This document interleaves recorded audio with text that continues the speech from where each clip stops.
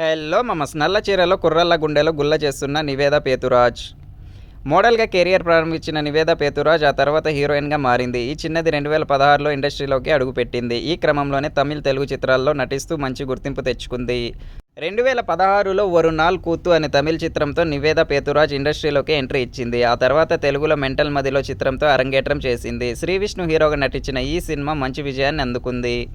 ఆ తర్వాత వరుసగా తెలుగులో నటించింది. సాయిధరమ్ తేజ్ హీరోగా నటించిన 'చిత్రలహరి' సినిమాలో సెకండ్ హీరోయిన్గా చేసింది. 'బ్రోచేవారెవరురా', 'అల వైకుంఠపురంలో', 'బ్లేడీ మేరీ', 'విరాట పర్వం', 'దాస్ కా ధమ్కీ'లో నటించింది.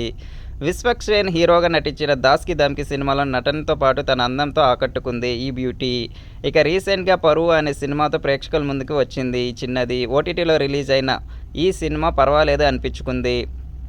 తాజాగా ఓ ఇంటర్వ్యూలో నివేద పేతురాజ్ మాట్లాడుతూ ఆసక్తికర వ్యాఖ్యలు చేసింది. ఈ రోజుల్లో అందరూ లవ్ చేయడం లేదా డేటింగ్ చేస్తున్నారు. చాలామంది సింగిల్గా ఉండటం భయపడుతున్నారు అని తెలిపింది.